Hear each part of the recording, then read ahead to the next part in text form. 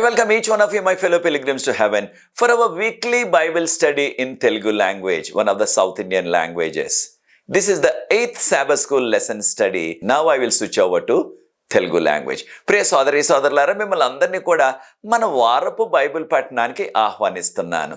ఇది 8వ సబ్బాతు బడి పాఠం. దేవుని యొక్క మహాకృపను బట్టి మనకి ఈ 8వ పాఠాన్ని చదివే అవకాశాన్ని ప్రభువు మనకిస్తున్నారు యోహాను సువార్త నుంచి. ఈ 8వ పాఠాన్ని మనం ప్రారంభించక ముందు మీకు అందరికి కూడా వందనాలు చెల్లిస్తున్నాను. నా కొరకు ఎంతో మీరు పట్టుదలతో ప్రార్థన చేశారు. ప్రభు నన్ను క్షేమంగా హోసూరు తీసుకువెళ్ళారు. అక్కడ 2 దినాలు ఆయన మహిమ కొరకు ఘనంగా వాడుకున్నారు. ఇదంతా కూడా మీ అందరి యొక్క ప్రార్థన ఫలితం కనుక మీకు అందరికి కూడా వందనాలు చెల్లిస్తున్నాను. నా కొరకు ప్రార్థించినందుకు, ఈ పరిచర్య కొరకు, నా కొరకు మీరు ప్రార్థిస్తూ ఉండండి. ప్రభు ఆయన కృపలో నన్ను ఘనంగా వాడుకునేలాగా. మనందరి ముందు ఉన్న మరి యొక్క ప్రార్థన విజ్ఞప్తి, మనము మన ఫ్లేజ్ కాలేజ్ కొరకు ప్రార్థిస్తున్నాం. గత వారం నుంచి కూడా ఫ్లేజ్ కాలేజీకి 100 సంవత్సరాలు చరిత్ర ఇప్పటికీ. కనుక ఫ్లేజ్ కాలేజీ యాజమాన్యం వారు నవంబరు 28, 29, 30వ తారీఖు గత కార్యక్రమంలో కూడా ఈ వివరాలు మీకు అందించాం. అక్కడ 100 సంవత్సరాల పండుగ అంటున్నాం మనం తెలుగులో. ఇది ఇంగ్లీష్లో సెంటీనియల్ అంటున్నారు. అనగా 100 సంవత్సరాల నుంచి ప్రభు ఇక ఫ్లేజ్ స్కూలు ఆ రోజుల్లో ఇప్పుడు కాలేజ్ అయ్యింది. ఏ రీతిగా ప్రభు వాడుకున్నారో దానికి స్తుతులు చెల్లించడానికి 3 దినాలు అక్కడ చక్కని కృతజ్ఞత కార్యక్రమాలు ఏర్పాటు చేయబడ్డవి. ప్రస్తుతం మన కాలేజీకి ప్రెసిడెంట్ గారు పాస్టర్ ఎన్ ఐజాక్ కుమార్ అయ్య గారు, వారు మనందరికీ కూడా సాదరంగా ఆహ్వానం అందిస్తున్నారు. వారికి మనందరి యొక్క ఫోన్ నెంబర్లు, మన అందరి అడ్రస్లు వారి దగ్గర లేవు కనుక మన ద్వారా, ఈ మాధ్యమం ద్వారా అందరికీ కూడా, మన యొక్క పాఠకులకి అందరికి కూడా ఈ యొక్క ఆహ్వానాన్ని అందించవలసిందిగా నన్ను కోరి ఉన్నారు. కనుక వారి తరపున మన ప్రెసిడెంట్ గారైన పాస్టర్ ఎన్ ఐజాక్ కుమార్ గారు, వారి యొక్క బృందం తరపున మీకు అందరికి కూడా సాదరంగా ఆహ్వానం తెలియజేస్తున్నాను. ఇంకొక వారం మాత్రమే ఉన్నది. మధ్యలో 9వ పాఠం వచ్చేటప్పటికి ఆ కార్యక్రమం ప్రారంభం అవుతుంది. ఆ 3 దినాలు కూడా నేను అక్కడ ఉండాలని ఆశిస్తున్నాను. మీరు కూడా దగ్గరలో ఉన్నట్లయితే తప్పకుండా రండి. మిమ్మల్ని కలుసుకునే అవకాశం కలుగుతుంది. ప్రభువును స్తుతించి ప్రభువును ఘనపరుద్దాం. ఆ 3 దినాలు కూడా నవంబర్ 28, 29, 30వ తారీఖు. నేను హోసూరు వెళ్ళినప్పుడు అక్కడ కొంతమంది కలిసి, అయ్యా మీ పాఠాన్ని మేము ప్రతి వారం కూడా చూస్తున్నాం, దాని కొరకు ఎదురు చూస్తున్నామని కూడా కొంతమంది చెప్పారు. ప్రభువుకి స్తుతులు స్తోత్రాలు చెల్లిస్తున్నాను.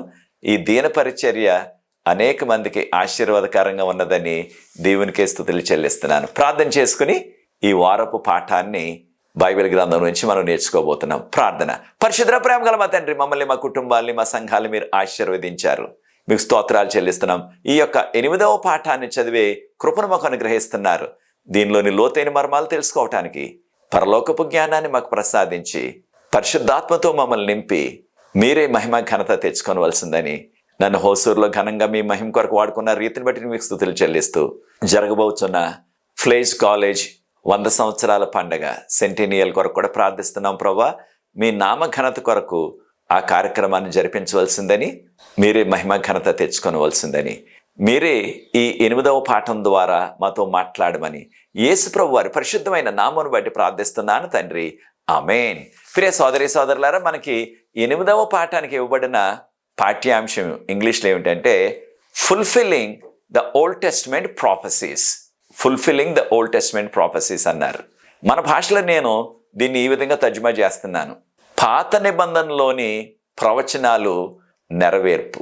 పాత నిబంధనలోని ప్రవచనాల నెరవేర్పు. ఖచ్చితంగా పాత నిబంధనలో చెప్పబడిన ప్రవచనాలు ఇవి యేసు ప్రభుని గురించి ఉన్నవి, ఇంకా అనేకమైన ప్రవచనాలు ఉన్నవి. ఈ దినాన్న యేసు ప్రభు జీవితంలో ఏమి జరగబోతుందో అనే విషయాలు ముందుగానే చెప్పబడ్డావి. అవి పాత నిబంధన ప్రవచనాలు. అవి అక్షరాల ఖచ్చితంగా నెరవేరాయి. ఆ విషయాలు మనం నేర్చుకోబోతున్నాం. మనకి ఇవ్వబడిన మూలవాక్యం, దీన్ని కంఠత వాక్యం అంటున్నాం కదా మనం.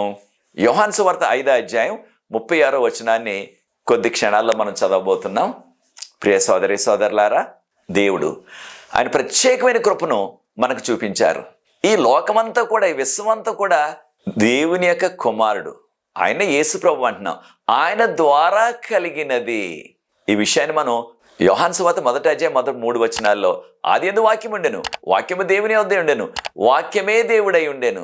3వ వచనంలో ఆయన లేకుండా ఏదియూ కలుగలేదు అని చెప్పబడ్డది.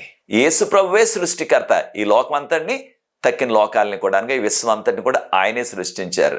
ఒక విషయాన్ని మనం గమనించాలా. యోహాను సువార్త 1వ అధ్యాయం 10వ వచనాన్ని మనం గమనించినట్లయితే ప్రభువారు అంటున్నారు, నేను ఈ లోకములో ఉన్నాను.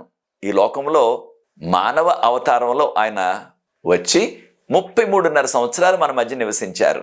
ఈ లోకమంతా కూడా కలిగినది యేసు ప్రభు వల్లనే. పాత నిబంధనలో దేవుని కుమారుడని మనం నేర్చుకున్నాం. క్రొత్త నిబంధనలో ఆ దేవుని కుమారుని పేరు యేసు ప్రభు. కనుక యేసు ప్రభు ద్వారానే ప్రపంచం అంతా కూడా, ఈ లోకము తక్కిన లోకాలన్నీ కూడా కలిగాయి. కానీ యేసు ప్రభు ఈ లోకంలో 33.5 సంవత్సరాలు జీవించినప్పటికీ ఆనాటి ప్రజలు, లోకస్తులు ఆయనను గుర్తించలేదు, ఆయన్ని పట్టించుకోలేదు. ఈ విషయాన్ని మనం గమనించాలా. ఆ దినాల్లో కూడా అనేక మంది ప్రజలు జీవించారు.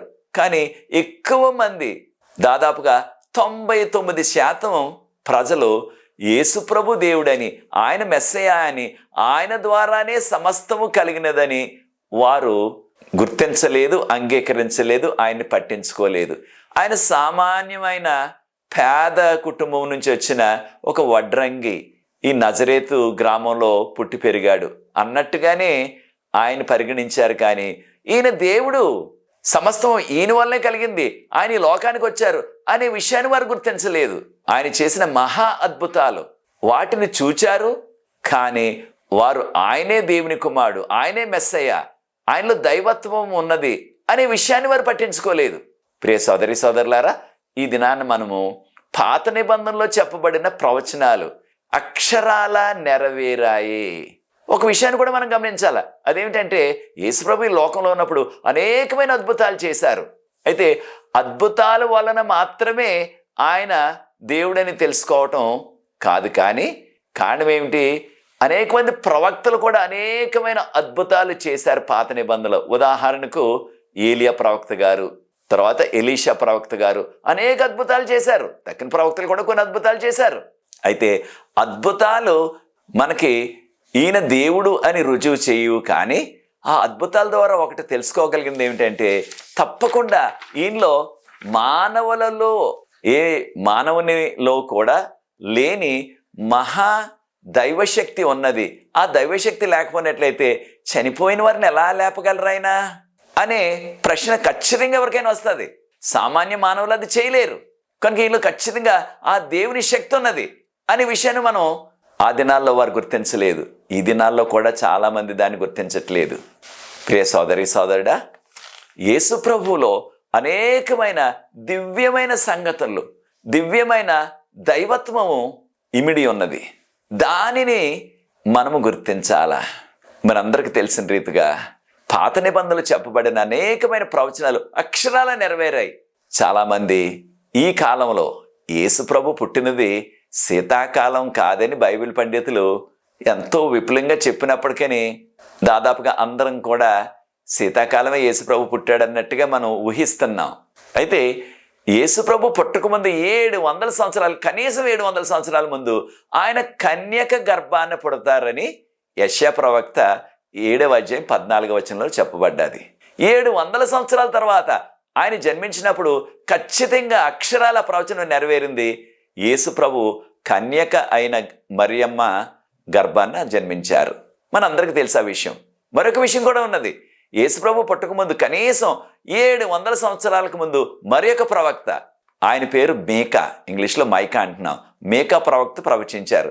మేకా గ్రంథం 5వ అధ్యాయం 2వ వచనంలో, ఓ బెత్లెహేమ్ ఎఫ్రాతా, నీవు ఎంతో స్వల్పమైన దానవు, అంటే చిన్న గ్రామం అయినప్పటికీ యూదులను పరిపాలించే యోధారాజు నీలో నుంచి వస్తారు అని ప్రవచనం చెప్పబడ్డది. ఆ ప్రవచనం యేసు ప్రభు గురించి ఖచ్చితంగా మనందరికీ తెలుసు.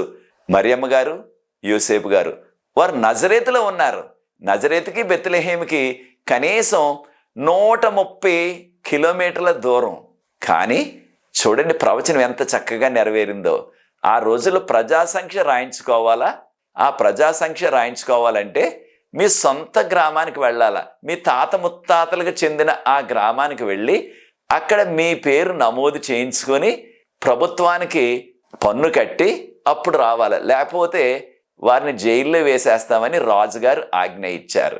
కనుక ఆ రాజు ఆజ్ఞకు లోబడకపోయినట్లయితే జైల్లో వేసేస్తారు. జైల్లోకి వెళ్ళటం ఎవరికి ఇష్టం ఉండదు. కనుక తప్పదని 9 నెలల గర్భవతి అయినప్పటికీ వారు 130 కిలోమీటర్లు ప్రయాణం చేసి ఆ గాడిద మీద వెళ్ళారు. ఆ బెత్లెహేము గ్రామానికి చేరిన ఆ రాత్రే యేసు ప్రభు జన్మించారు. అనగా 700 సంవత్సరాలకు ముందు మీకా చెప్పిన ప్రవచనం బెత్లెహేములో పుడతాడన్నది అక్షరాల నెరవేరింది. కనుక అనేకమైన ప్రవచనాలు పాత నిబంధనలో ఉన్న యేసు ప్రభువుని గురించి అవన్నీ కూడా అక్షరాల నెరవేరాయి. ఈ విషయాన్ని మనం గమనించాలి. కనుక బైబిల్లో చెప్పిన ఏ ప్రవచనం అయినా సరే అది వీగిపోదు, అది ఓడిపోదు. ఆ ప్రవచనం నిర్వీర్యం కాదు, ఖచ్చితంగా నెరవేరుతుంది. ఈ విషయాన్ని మనం గుర్తించాలా. బైబిల్ గ్రంథంలో చెప్పబడిన 2వ రాకడ కూడా ఖచ్చితంగా నెరవేరుతుంది అతి త్వరలో. మరొక విషయాన్ని కూడా మనం గమనిస్తున్నాం. ఈ యొక్క మూలవాక్యాన్ని ఒక్కసారి చూడండి. ఎవరైనా సరే కంఠత వాక్యం, మూలవాక్యం వచ్చిన వారు మన భాషలో చదివి వినిపించవలసిందిగా నేను కోరుతున్నాను. యోహాను సువార్త 5వ అధ్యాయం 36వ వచనం. యోహాను సువార్త 5వ అధ్యాయం 36వ వచనం. అయితే యోహాను సాక్ష్యం కంటే నాకెక్కువైన సాక్ష్యం కలదు. అదేమనినా నేను నెరవేర్చుటకై తండ్రి ఏ క్రియలను నాకు ఇచ్చి ఉన్నాడో నేను చేయుచున్న ఆ క్రియలే తండ్రి నన్ను పంపించి ఉన్నాడని నన్ను గూర్చి సాక్ష్యం ఇచ్చుచున్నవి. థ్యాంక్ యూ బాబు. మనకి చదివి వినిపించిన యవనస్తుడు జీవన్ ఇక్కడ మనకి ఎంతో సహకారం చేస్తున్నారు. ప్రతిసారి సబ్బాతుబడి పాఠాన్ని మనం రికార్డింగ్ చేస్తున్నప్పుడు ఈ యవనస్తుడి మనకి రికార్డింగ్ చేయడానికి సహకరిస్తున్నారు. ఈ యొక్క యవనస్తుడు ప్రభు సేవ కొరకు 2వ సంవత్సరం చదువుతున్నారు. బిఏ రిలీజన్ 2వ సంవత్సరం. ప్రార్థించండి వీరి కొరకు. యోహాను సువార్త 5వ అధ్యాయం 17వ వచనం గమనించినట్లయితే యేసు ప్రభు వారు అన్నారు, నా తండ్రి ఏ రీతిగా పని చేస్తున్నారో నేను కూడా ఆ రీతిగానే పని చేస్తున్నాను అన్నారు. యోహాను సువార్త 10వ అధ్యాయం 37వ వచనం గమనించినట్లయితే నన్ను తండ్రి పంపించారు. దేని కొరకు? ఆయన క్రియలు నా ద్వారా జరిపించటానికి తండ్రి పంపించారు అన్నారు. కనుక యేసు ప్రభు చేసిన అద్భుతాలన్నీ కూడా దేవుడు పంపించారు, అనగా తండ్రి అయిన దేవుడు పంపించారు. తండ్రి అయిన దేవునిలో, కుమారుడైన దేవునిలో కూడా ఆ దైవ శక్తి ఉన్నది. యోధా మత నాయకులు, యోధా మత ఆచార్యులు, వారిని యాజకులు అంటున్నాం మనం. యేసుప్రభు ఒక దినాన యెరూషలేం దేవాలయంకి వచ్చి అక్కడ ఉన్నారు. వాక్యం చెప్పడానికి, బోధించడానికి అక్కడికి వచ్చారు. అనగా ఆ రోజుల్లో ఆరాధించడానికి ఆలయం వెలుపలే ఉండాల. ఆలయం లోనకి ఎవరు వెళ్ళటానికి వీల్లేదు. యాజకుడు మాత్రమే వెళ్ళాలా, తక్కిన వారు వెళ్ళటానికి వీల్లేదు. అక్కడ ఉన్న ప్రజలకు యేసుప్రభు వారు బోధిస్తుంటే అక్కడ ఉన్న యాజకులు, మత నాయకులు ఆయన్ని సూటిగా ప్రశ్నించారు. మీరు మెస్సయా కాదా? మాకు సూటిగా చెప్పండి, మీరు మెస్సయా కాదా? కారణం ఏంటి? అనేకమైన అద్భుతాలు ఆయన చేస్తున్నారు కనుక మీ యొక్క సంగతి ఏంటో తేల్చేయండి మాకు అన్నారు. అప్పుడు ఈ విషయాలు మనం యోహాను సువార్త 10వ అధ్యాయం 24-25 వచనాల్లో చదువుతున్నాం. కారణం ఏంటంటే ఈ యోధా మత నాయకులు, ఆ శాస్త్రులు, పరిసయ్యులు, ఆ యాజకులు వారందరూ కూడా ఏదో రీతిగా యేసు ప్రభులో ఏదైనా చిన్న లోపం, చిన్న తప్పు ఉన్నట్లయితే దానిని సాకుగా తీసుకుని ఆయన బంధించేయాలా, ఆయన జైల్లో వేసేయాలా అనే కుట్ర వేశారు. కారణం ఆయన అద్భుతాలు చేస్తున్నారు, అనేక మంది ఆయన్ని నమ్ముతున్నారు కనుక అది వారు జీర్ణించుకోలేకపోయారు. ప్రియ సోదరి సోదరులారా, మనం కూడా ఈ ఆధ్యాత్మిక పాఠాన్ని నేర్చుకోవాలా. అదేమిటంటే అనేక సందర్భాల్లో మనం కూడా ఎవరైనా సరే దేవుని నమ్ముకుని ఆయనలో బలపడుతున్నట్లయితే, ఆయనకి సాక్షులుగా జీవిస్తున్నట్లయితే దానిని జీర్ణించుకోలేకపోతున్నారు చాలామంది. విశ్వాసులు కూడా దాన్ని జీర్ణించుకోలేకపోతున్నారు. ప్రభువులు వారు బలపడుతుంటే, ప్రార్థనాపూర్వకంగా ఎదుగుతుంటే దానిని చూచి ఓర్చుకోలేకపోతున్నారు. ప్రియ సోదరి సోదరులారా, ఆ దినాల్లో ఉన్న మత నాయకులు కూడా చేశారు అదే పని. అయితే ఇక్కడ మనం నేర్చుకుంటున్న ఒక గొప్ప సత్యం ఏమిటంటే దేవుని యొక్క వాక్యము, దీన్నే మనం బైబిల్ గ్రంథం అంటున్నాం. ఆ యొక్క బైబిల్ గ్రంథం ఎంతో ప్రాముఖ్యమైనది. ఆ బైబిల్ గ్రంథమే మన జీవితాలకు ప్రామాణికం. ఆ బైబిల్ గ్రంథానికి ఎంతో శక్తి ఉన్నది. కనుక ప్రియ సోదరి సోదరులారా, దీన్ని మనం ఇంగ్లీష్లో అథారిటీ అంటున్నాం. అనగా ఈ యొక్క బైబిల్ గ్రంథానికి, దేవుని యొక్క వాక్యానికి ఎంతో విలువ ఉన్నది, ఎంతో అధికారం ఉన్నది. కనుక యేసుప్రభు ఏది మాట్లాడినప్పటికీ ఆయన పాత నిబంధనలోని వాక్యాలు ఉటంకించి వాటిని చెప్పేవారు. మరొక విషయాన్ని కూడా మనం గమనించాలా. అదేమిటంటే యెషయా గ్రంథం 53వ అధ్యాయాన్ని చదివినట్లయితే ఎంతో విపులంగా యేసుప్రభు మన కొరకు ఏ రీతిగా శ్రమ పడతారో, అప్పటికి యేసుప్రభు పుట్టేలేదు. 700 సంవత్సరాలకు ముందు, యేసుప్రభు పుట్టక ముందు యెషయా ప్రవక్త గారు ఈ విషయాలు చెప్పారు. ఆయన ఏ రీతిగా శ్రమపడి, ఆయన ఏ రీతిగా వధించబడే గొర్రెలాగా తీసుకురాబడతారు, ఆయన వధిస్తారు, ఆయన పొందే గాయాలను బట్టి, దెబ్బలను బట్టి మనకు స్వస్థత కలుగుతుంది అని ప్రవచనాలు చెప్పారు. అక్షరాల 700 సంవత్సరాల తరువాత ఆ పాత నిబంధనలో చెప్పిన ప్రవచనాలు అక్షరాల నెరవేరాయి. కనుక ప్రియ సోదరి సోదరులారా, యేసు ప్రభువును గురించిన అనేకమైన ప్రవచనాలు పాత నిబంధన గ్రంథంలో ఉన్నవి. అవన్నీ కూడా అక్షరాల 100కి 100 పాళ్ళు కూడా నెరవేరాయి.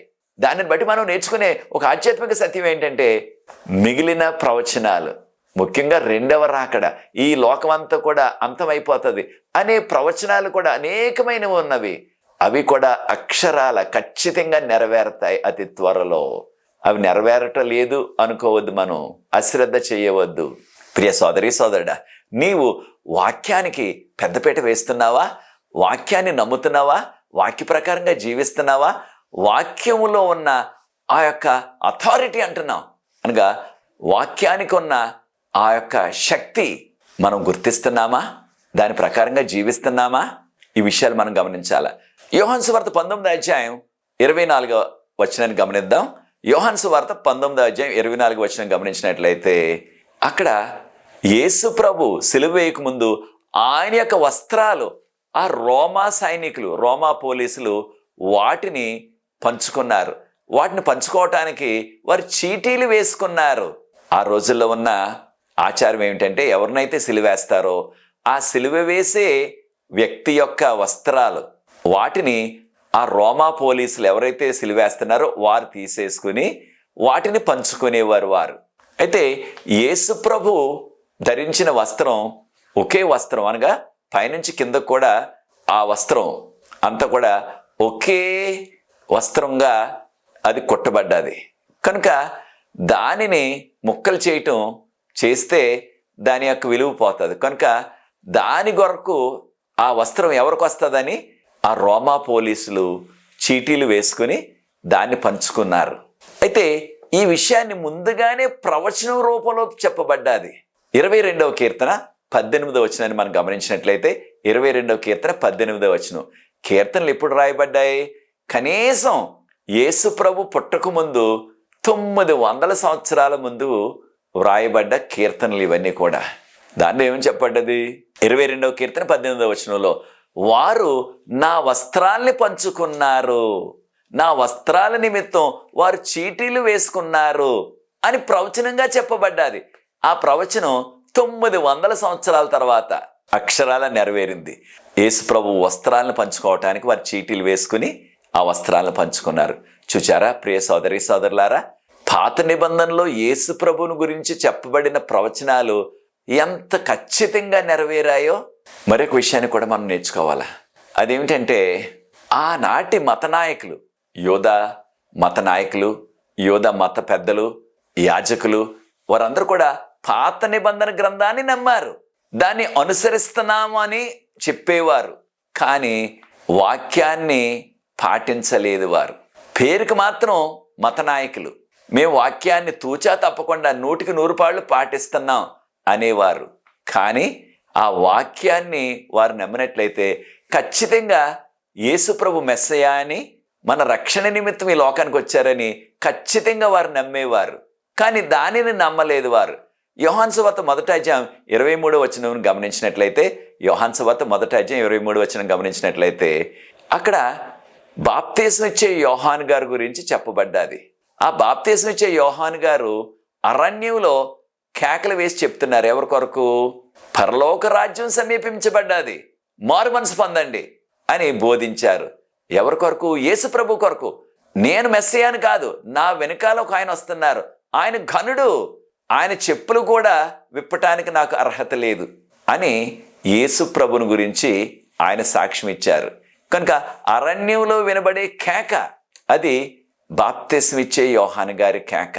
దీనిని గురించి యెషయా గ్రంథం 40 అధ్యాయం 3వ వచనంలో యేసు ప్రభు వారు పుట్టక ముందు కనీసం 700 సంవత్సరాల ముందే ప్రవచనం చెప్పబడ్డాది. అరణ్యంలో వినబడే కేక, the voice in the wilderness అంటున్నారు ఇంగ్లీష్లో. ఖచ్చితంగా బాప్తిస్మం ఇచ్చే యోహాను గారు అరణ్యంలోనే బోధ మొదలుపెట్టారు. యేసు ప్రభు వస్తున్నారు, నా వెనుకొచ్చే వారు నాకంటే ఘనుడు అని ఆయన గురించి చెప్పారు. కనుక ఈ ప్రవచనం కూడా అక్షరాలా నెరవేరింది. యేసు ప్రభుని గురించి చెప్పబడిన ఆ బాప్తిస్మం ఇచ్చే యోహాను గారి గురించిన ప్రస్తావన ఇది. యోహాను సువార్త 2వ అధ్యాయం 15-16 వచనాలు గమనించినట్లయితే, నా మందిరం మీరు ఒక వ్యాపార కేంద్రంగా చేసేస్తున్నారు, నా దేవుని యొక్క మందిరం. అది మందిరం గురించి చెప్పబడిన ప్రవచనం. దీనిని మీరు దొంగల గుహగా చేసేస్తున్నారు అని ప్రభువారు చెప్పారు అక్కడ ఆలయం దగ్గర. కారణం, ఆ ఆలయ ప్రాంగణం అంతా కూడా వారు వ్యాపారం చేస్తూ అక్కడ బలి అర్పణల కొరకు పావురాయిలు, గువ్వలు, గొర్రె పిల్లలు, మేక పిల్లలు వాటిని అమ్ముతున్నారు. ఆ అమ్మిన దానిలో కొంత కమిషన్ ఇచ్చేవారు అనమాట ఈ యొక్క యాజకులకి, మత నాయకులకి. కనుక ప్రజలు వచ్చి ప్రార్థించుకోవలసిన స్థలాన్ని పశువులు అమ్మటానికి వారు కమిషన్ కకృతిపడి ఇచ్చేశారు. కనుక ప్రభువారు వచ్చి వారందరిని కూడా అక్కడి నుంచి వెళ్ళగొట్టి, నా మందిరం ప్రార్థనా మందిరం అనబడుతుంది, నా మందిరాన్ని మీరు ఒక వ్యాపార కేంద్రంగా, ఒక దొంగల గుహగా చేసేశారని చెప్పబడ్డది. ప్రభువారు చెప్పారు, వారందరిని కూడా అక్కడి నుంచి వెళ్ళగొట్టేశారు. ఈ విషయం ముందుగానే 69వ కీర్తన 9వ వచనం, 69వ కీర్తన 9వ వచనంలో, నా యొక్క మందిరం కొరకు, నా యొక్క గృహం కొరకు వారికి ఎంతో ఆతృత ఉన్నది అని చెప్పబడ్డది. ఆయన గృహం కొరకు, ఆయన గృహం అంటే మందిరం, దేవుని మందిరం కొరకు. మరొక విషయాన్ని కూడా మనం గమనిస్తున్నాం. యోహాను సువార్త 19వ అధ్యాయం 36వ వచనంలో చెప్పబడ్డది, ఆయన యొక్క ఎముకలలో ఒక్కటి కూడా విరగగొట్టబడలేదు. మనందరికీ కూడా తెలిసే సత్యం. యేసు ప్రభుని సిలువేసినప్పుడు ఆ మధ్యాహ్నం 3 గంటలకి ఆయన చనిపోయారు. ఆ యూదుల మత ఆచారం ప్రకారంగా ఎవరు కూడా విశ్రాంతి దినాన, దీన్ని మనం శనివారం అంటున్నాం, వారు సిలువ మీద వ్రేలాడకూడదు. కనుక వారిని ఆ శుక్రవారం ప్రొద్దు కృంకకు ముందే, ఒకవేళ ఇంకా బ్రతుకున్నట్లయితే వారి యొక్క కాళ్ళు విరగొట్టేసి సిలువ మీద నుంచి బయటికి తీసేసేవారు. మేకులు తీసేసి సిలువ మీద నుంచి వారిని తొలగించేవారు.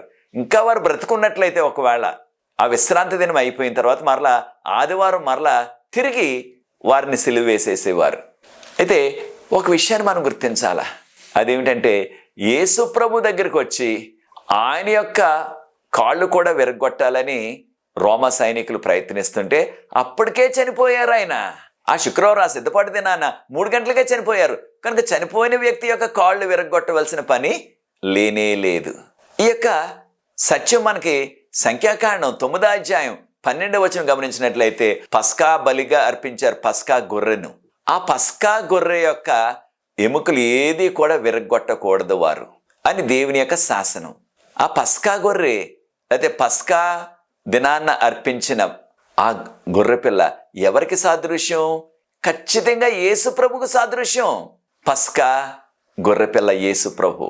కనుక ఆ పస్కా గొర్రె యొక్క రక్తాన్ని వారి ద్వారబంధానికి రాసుకుంటే ఆ ఇంట్లో ఉన్న వారికి ఎవ్వరికి కూడా కీడు కలగలేదు, తొలిచూరుగా పుట్టిన వారికి మరణం రాలేదు. తక్కిన వారు ఈజిప్ట్ వారు అందరూ కూడా రాజు కుటుంబంలో కూడా, రాజుగారిని ఫరో అంటారు, వారి కుమారుడు చనిపోయాడు. కారణం వారి ద్వారబంధానికి ఆ పస్కా గొర్రెపిల్ల యొక్క రక్తాన్ని వారు పూయలేదు కనుక. కనుక ఖచ్చితంగా పస్కా గొర్రెపిల్ల యేసు ప్రభుకు సాదృశ్యం. దాని ఒక్క ఎముక కూడా విరగొట్టవద్దు, దాని ఒక్క ఎముక కూడా విరగొట్టకూడదు అని ప్రభు ఆజ్ఞాపించారు. అలాగే వారు విరగొట్టలేదు. కనుక యేసు ప్రభు చనిపోయినప్పుడు ఆయన ఎముకలు కూడా, కాళ్ళు కూడా విరగొట్టవలసిన అవసరం లేకపోయింది. యేసు ప్రభు కుడి ప్రక్కన ఎడమ ప్రక్కన సిలువ వేసిన దొంగలు ఇద్దరి యొక్క కాళ్ళు విరగొట్టేసినట్లుగా సమయం ఉన్నప్పుడు యోహాను సువార్త 19వ అధ్యాయం చదవండి. ఎంతో విపులంగా ఉన్నది. కనుక పాత నిబంధనలో చెప్పబడిన ప్రవచనాలన్నీ కూడా అక్షరాల నెరవేరాయి, ఖచ్చితంగా నెరవేరాయి. ఈ విషయాన్ని మనం గుర్తించాలా. యోహాను సువార్త 5వ అధ్యాయం 39వ వచనం గమనించినట్లయితే యేసుప్రభు వారు అన్నారు, మీరు అనుకుంటున్నారు ఈ యొక్క వాక్యాన్ని మనం పఠించినట్లయితే ఆ వాక్యం ద్వారానే నిత్య జీవం వచ్చేస్తుంది అనుకుంటున్నారు మీరు. అలాగే చెప్పేవారు యూదా మత పెద్దలు కూడా. మనం వాక్యాన్ని పఠించినట్లయితే, వాక్యాన్ని మనం కంఠస్థ పెట్టినట్లయితే మనకి ఖచ్చితంగా నిత్య జీవం వస్తుందని. కానీ ఆ వాక్యము, దీన్నే మనం బైబిల్ గ్రంథం అంటున్నాం, పాత నిబంధన అంటున్నాం. ఎవరి గురించి బోధించింది అంటే ఖచ్చితంగా యేసు ప్రభు గురించి. ఆ పాత నిబంధనలో అర్పించిన ప్రతి గొర్రెపిల్ల కూడా ఎవరికి సాదృశ్యం? యేసు ప్రభుకి సాదృశ్యం. పస్కా గొర్రెపిల్లతో పాటు తక్కిన గొర్రెపిల్లలన్నీ కూడా వారి పాపాల నిమిత్తం ఒక పాపానికి ఒక గొర్రెపిల్లని అర్పించాలి. అది యేసు ప్రభుకు సాదృశ్యం. కనుకనే బాప్తిస్మ ఇచ్చే యోహాను గారు ఏమన్నారు? యేసు ప్రభు బాప్తిస్మ తీసుకోవటానికి వచ్చినప్పుడు యోర్దాను నదిలో, ఇదిగో సమస్త లోక పాపములను మోసుకొని పోవు దేవుని గొర్రెపిల్ల అన్నారు ఆయన. కనుక ఖచ్చితంగా పాత నిబంధనలో చెప్పబడిన ఈ ప్రవచనాలన్నీ కూడా అక్షరాల నెరవేరినవి. ఈ విషయాన్ని మనం గుర్తించాలా. మరొక విషయాన్ని కూడా మనం గమనిస్తున్నాం. యోహాను సువార్త 12వ అధ్యాయం 13వ వచనాన్ని గమనించినట్లయితే యేసు ప్రభువు యెరూషలేముకు వస్తుంటే ప్రజలందరూ కూడా వారి చేతిలో ఆ యొక్క ఆకులు పట్టుకొని, మట్టలు పట్టుకొని, ఖర్జూరపు మట్టలు అంటున్నాం, రకరకాల ఆకులు పట్టుకొని ఆయన హోసన్నా హోసన్నా అనుకుంటూ స్తుతించుకుంటూ దేవాలయం దగ్గరికి తీసుకొచ్చారు. ఈ విషయాలు ముందుగానే కీర్తన 118:26 వచనంలో చెప్పబడ్డవి. కీర్తన 118, కీర్తన 118లో 26వ వచనం గమనించినట్లయితే ఆ యొక్క హోసన్నా హోసన్నా అనుకుంటూ ఆయన స్తుతిస్తూ ఆయన తీసుకొస్తారని చెప్పబడ్డది. యోహాను సువార్త 12వ అధ్యాయం 14 నుంచి 18 వరకు ఉన్న వాక్య భాగాన్ని మనం గమనించినట్లయితే యేసు ప్రభు వారు ఆ గాడిద మీద కూర్చుని వచ్చారు. యెరూషలేముకు దేవాలయం వరకు తీసుకొచ్చారు. ఎవరిని తీసుకొచ్చేవారు? అలాగా రాజుని తీసుకొచ్చేవారు. అభిషేకించవలసిన రాజుని తీసుకొచ్చేవారు. సొలొమోను రాజు గారిని కూడా అభిషేకించడానికి ఆ రీతిగానే గాడిద మీద తీసుకొచ్చినట్లుగా వాక్యంలో మనం చదువుతున్నాం. మొదటి రాజుల గ్రంథంలో, జకర్యా గ్రంథంలో 9వ అధ్యాయం 9వ వచనం, జకర్యా గ్రంథం 9వ అధ్యాయం 9వ వచనంలో, ఓ సియోను, నీ రాజు గాడిద మీద కూర్చుని వస్తారు నీ దగ్గరకు అని యేసు ప్రభు వారు పుట్టక ముందే 400 సంవత్సరాల ముందే ప్రవచించేశారు జకర్యా గారు. ఆయన ప్రవచించిన రీతిగానే యేసు ప్రభువును గాడిద మీద కూర్చోబెట్టి వారి వస్త్రాలు కొంతమంది ఆకులు కూడా ఆ యొక్క రోడ్డు మీద వేసేసి హోసన్నా హోసన్నా అని స్తుతించుకుంటూ ఆయన యెరూషలేము మందిరం వరకు తీసుకొచ్చారు. ఇది అక్షరాల నెరవేరింది. మరొక విషయాన్ని కూడా మనం గమనిస్తున్నాం. పాత నిబంధనల ప్రవచనాలు ఏ రీతిగా అక్షరాల నెరవేరాయో యోహాను సువార్త 19వ అధ్యాయం 37వ వచనాన్ని మనం గమనించినట్లయితే ఆయనను ప్రక్కలో బళ్ళెంతో పొడిచారు. యేసు ప్రభు చనిపోయినప్పుడు యేసు ప్రభు ప్రక్కలో బళ్ళెంతో పొడిస్తే రక్తము నీరు వచ్చినట్లుగా యోహాను సువార్తలో 19వ అధ్యాయం 30-31 వచనాలు మనం గమనిస్తున్నాం. ఈ రీతిగా జరుగుతుందని ముందుగానే జకర్యా ప్రవక్త గారు 400 సంవత్సరాల ముందే ప్రవచనంలో చెప్పేశారు. ఈ విషయాన్ని మనం జకర్యా ప్రవక్త 13వ అధ్యాయం 6వ వచనంలో చదువుతున్నాం. జకర్యా ప్రవక్త 13వ అధ్యాయం అనగా జకర్యా గ్రంథం 13వ అధ్యాయం 6వ వచనంలో చదువుతున్నాం. ఆయనను వారు గాయపరిచారు. అప్పుడు ఆయనను అడగబోతున్నారు, ఈ గాయాలు మీకు ఎలా కలిగాయి అంటే ఆయన నా స్నేహితుని యొక్క ఇంటిలో నాకు ఈ గాయాలు కలిగాయని చెప్తారంట. ఇది ఎప్పుడు? పరలోకంలో జరగబోయే సంఘటన అన్నమాట. పరలోకం వెళ్ళిన తర్వాత ఈ లోకంలో మనకి ఉన్న ఆ గాయాలు మచ్చలు అవన్నీ కూడా మటుమాయమైపోతే మనకు మహిమ శరీరం వస్తుంది. కానీ యేసు ప్రభుకి మాత్రం ఆయన పొందిన ఆ 5 గాయాలు, 2 చేతుల మీద 2 కాళ్ళకి 2 అనగా మేకులు కొట్టేశారు కదా, 2 చేతులకి మేకులు కొట్టేశారు, 2 కాళ్ళకి మేకులు కొట్టేశారు, ప్రక్కలో బళ్ళెంపోటు, 5 గాయాలు. ఆ మచ్చలు మాత్రం, గాయాలు మానిపోయాయి కానీ ఆ మచ్చలు అలాగే ఉండిపోతాయి అన్నమాట. దీనివలన ఈ మచ్చల ద్వారా అనగా నేను శిలువ త్యాగం చేసి వీరందరినీ కూడా రక్షించానని ఆయన యుగయుగాలు నిరంతరం చెప్పుకోవటానికి ఆ మచ్చలు అలాగే ఉండిపోతాయి అన్నమాట. అప్పుడు కొంతమంది అడగబోతున్నారు ఆయన్ని పరలోకంలో, ఈ మచ్చలు ఎలా వచ్చాయి మీకు శరీరం మీద అంటే అప్పుడు ఆయన చెప్తారనమాట, ఇవి నేను పొందిన గాయాలు నా యొక్క స్నేహితుల ఇంట్లో. ఇదే విషయాన్ని జకర్యా ప్రవక్త 12వ అధ్యాయం 10వ వచనంలో కూడా ఆయనను బళ్ళెంతో పొడుస్తారని ప్రవచనం ముందుగానే చెప్పబడ్డాది. కనుక యేసు ప్రభువుని గురించిన ప్రవచనాలన్నీ కూడా అనేకమైనవి ఉన్నవి. అవన్నీ కూడా ప్రభువు నెరవేర్చారు. అక్షరాల ప్రవచనాలు నెరవేరాయి. దాని ద్వారా మనం నేర్చుకుంటున్న ఆధ్యాత్మిక పాఠం, రెండవ రాకడను గురించిన ప్రవచనాలు కూడా అక్షరాల నెరవేరుతాయి. ఒక్కటి కూడా ప్రవచనం వీగిపోదు, ఒక్క ప్రవచనం కూడా నిర్వీర్యం కాదు, ఖచ్చితంగా నెరవేరుతాయి అనే సత్యాన్ని మనం నేర్చుకుంటున్నాం. యోహాను గారు యేసు ప్రభువే మెస్సయ్య, ఆయన వాక్యంలో చెప్పబడినట్లుగా ఖచ్చితంగా ఆయన మెస్సయ్య, వాక్యపు నెరవేర్పు, ప్రవచనాల నెరవేర్పు మెస్సయ్య అని బోధించారు, రాశారు యోహాను సువార్తలో శిష్యుడైన యోహాను గారు. యోహాను సువార్త 8వ అధ్యాయం 19వ వచనం గమనించినట్లయితే యేసు ప్రభువు వారు అన్నారు, మీరు నన్ను గాని నా తండ్రిని గాని ఎరుగరు. యూదా మత నాయకులు అనుకుంటున్నారు మాకు మా దేవుడు తెలుసు, యెహోవా దేవుడు అనుకునేవారు. కానీ యేసు ప్రభువు వారు అంటున్నారు, మీరు తండ్రిని కూడా ఎరుగరు. ఒకవేళ తండ్రిని ఎరిగినట్లయితే మీరు నా మీద ఈ రీతిగా కుట్ర వేయరు, నా పరిచర్యకు అడ్డు రారు అని యేసు ప్రభు చెప్పారు. అది చెప్పేటప్పుడు వారి కోపం వచ్చేసాకంగా రాళ్ళు తీసుకున్నారు ఆయన కొట్టేయటానికి. అయితే ప్రియ సోదరి సోదరులారా, ఆనాటి మత నాయకులందరికీ కూడా పాత నిబంధన వాక్యాలు చాలామంది కంటత పెట్టేశారు ఏకంగా, చాలామంది కంఠస్థ పెట్టేశారు ఏకంగా పాత నిబంధన వాక్యాలన్నీ కూడా. పరిసయ్యులు అంటున్నాం కదా, పరిసయ్యులు అనే వారికి ఇక మొత్తం అంతా కూడా పాత నిబంధన అంతా కూడా కంఠస్థ పెట్టేశారు వారు. అలాంటి వారు కూడా వాక్యాన్ని కంటత పెట్టారు, కానీ ఆ యొక్క మత నాయకులు వారందరూ కూడా ఆ వాక్యపు నెరవేర్పును వారు గుర్తించలేకపోయారు. కనుక ప్రియ సోదరి సోదరుడు, మనం కూడా వాక్యాన్ని చదువుతున్నాం, కొన్ని వాక్యాలు కంఠస్థ పెట్టేస్తున్నాం, కానీ దాని నెరవేర్పు, ఆ వాక్యానికి ఉన్న ఆ అర్థాన్ని మనం గుర్తిస్తున్నామా? గుర్తించి దాని ప్రకారంగా జీవిస్తున్నామా? మనం కంఠస్థ పెడితే ఉపయోగం లేదు, ఆ వాక్యం నేర్చుకుంటే ఉపయోగం లేదు. ఆ వాక్యపు వెలుగులో జీవించాల, వాక్య ప్రకారంగా మనం జీవించాలా, ఆ వాక్యంలో ఉన్న రీతిగా దేవునికి మనం లోబడాలా, ఆ సత్యానికి లోబడాలా. యోధ మత నాయకులకి వాక్యం తెలుసు, కానీ వాక్యానికి వారు లోబడలేదు. వాక్యాన్ని వారు తెలుసుకొని లోబడినట్లయితే, వాక్యాన్ని అర్థం చేసుకున్నట్లయితే ఈ మెస్సయ్య, ఈ యేసు ప్రభు, ఈయనే వాక్యపు నెరవేర్పు, ప్రవచనాల నెరవేర్పు, ఈయనే మన రాజు, ఈయనే మన రక్షకుడు, మన కొరకు ఆయన ఈ లోకంలో బలియాగం అయిపోవటానికి వచ్చారు అని ఆయన అంగీకరించేవారు. కానీ ఆయన సిలువేసిందెవరు, సిలువేయించిందెవరు? మత నాయకులే, ఆ యూదులే. సిలువేయండి, సిలువేయండి, ఈయన సిలువేయండి, మాకు అక్కర్లేదు ఈయన, మరి ఎవరు కావాలి అని పిలాతు అడిగినప్పుడు ఏం చెప్పారు? మాకు బరబ్బా కావాలా, బరబ్బా హంతకుడు, అనేకమైన ఘాతుకాలు చేశాడు, ఆయన కావాలన్నారు. ఇన్ని అద్భుతాలు చేసి చనిపోయిన వారిని సహితం లేపిన యేసు ప్రభుని సిలువేసేయమన్నారు. చూచారా ప్రియ సోదరి సోదరులారా?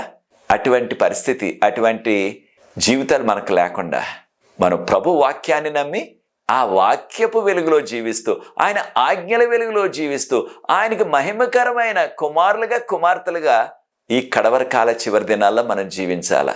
అప్పుడు ప్రభు త్వరగా వస్తున్నారు, రెండవసారి మనందరినీ కూడా పరలోకం తీసుకువెళ్తారు. కనుక ప్రియ సోదరి సోదరులారా, ఈ యొక్క 8వ పాఠం పాత నిబంధనలో ఉన్న ప్రవచనాలన్నీ కూడా ఖచ్చితంగా నెరవేరాయి, 100కి 100 పాళ్ళు నెరవేరాయి. ఒక్క ప్రవచనం కూడా తప్పిపోలేదు, వీగిపోలేదు, నిర్వీర్యం కాలేదు, అన్నీ కూడా నెరవేరాయి.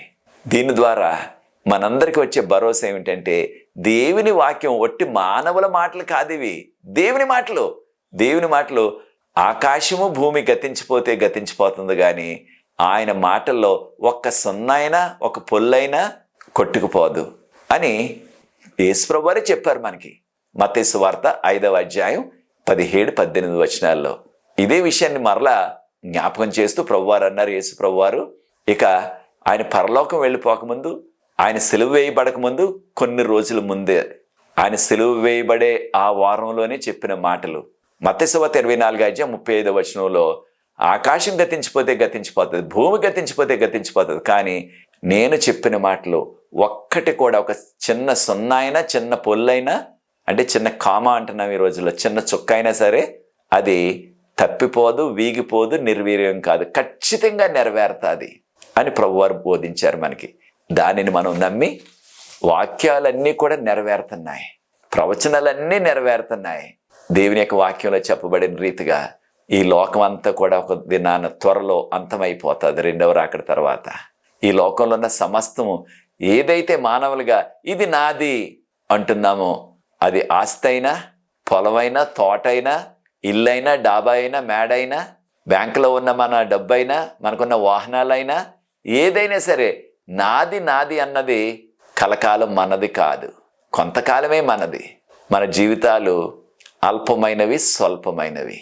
కనుక యేసుప్రభు వాక్యాలు నమ్మి వాక్యపు వెలుగులో జీవించి ఆజ్ఞల వెలుగులో జీవించినట్లయితే ఎంత ధన్యత. ఒకవేళ మనం మరణించినప్పటికీ ప్రభువారు రెండోసారి వచ్చినప్పుడు ఆయన నమ్ముకుని ఎవరైతే మరణిస్తారో వారు లేస్తారు, వారికి మహిమ శరీరాలతో లేస్తారు, ప్రభు పరలోకం తీసుకెళ్తారు. అది నీకు కావాలన్నట్లయితే నాతో ఏకోపించండి, ప్రార్థించి ఈ 8వ పాఠాన్ని ముగిస్తాను. ప్రార్థన. పరిశుద్ధ ప్రేమ గల మా తండ్రి, మీకు స్తుతులు, స్తోత్రాలు, వందనాలు చెల్లిస్తున్నాం. మీ వాక్యంలో చెప్పబడిన ప్రవచనాలు ఒక్కటి కూడా తప్పిపోకుండా అక్షరాల నెరవేరాయి. మిగిలిన ప్రవచనాలు, రెండవ రాకడ సంబంధించిన ప్రవచనాలు, ఈ లోకం అంతా నాశనం అయిపోతుందని చెప్పబడిన ప్రవచనాలు కూడా ఖచ్చితంగా నెరవేరుతాయి అనే భరోసా మాకు అనుగ్రహించి, దీన్ని వీక్షిస్తున్న ప్రతి వారిని ఆశీర్వదించి, మా యొక్క జాష, మా నమ్మకం, మా యొక్క సమస్తాన్ని ఈ లోక సంబంధమైన విషయాల మీద మేము నమ్మకుండా, ఈ లోక సంబంధమైన విషయాల మీద మా దృష్టి ఉంచకుండా రక్షణ, నిత్య జీవం కొరకు ప్రోకలేడే కృపను మాకు అందరికి అనుగ్రహించమని, ఈ వాక్యాన్ని వీక్షిస్తూ ఇతరులకు ఎవరైతే దీన్ని పంచుతున్నారో వారందరిని ప్రత్యేకంగా దీవించమని, నాకు సహకరిస్తున్న ఎవరి బిడ్డలను ప్రత్యేకంగా దీవించమని, ఈ దీన పరిచర్య కొనసాగటానికి మీ కృప అనుగ్రహించవలసిందని యేసుప్రభు వారి పరిశుద్ధమైన నామమును బట్టి ప్రార్థిస్తున్నాను తండ్రి. ఆమేన్. ప్రియ సోదరి సోదరులారు, మీకు అందరికి కూడా వందనాలు. దేవుని యొక్క మహాకృపను బట్టి ఆయన చిత్తంలో 9వ పాఠంలో మరలా కలుసుకుందాం. అంతవరకు ప్రభు కృప మనందరికీ తోడైండును గాక. ఈ పరిచర్య కొరకు మీరు ప్రత్యేకంగా ప్రార్థించండి. Thank you. ప్రభు మనలందరినీ కూడా ఆశీర్వదించుగాక.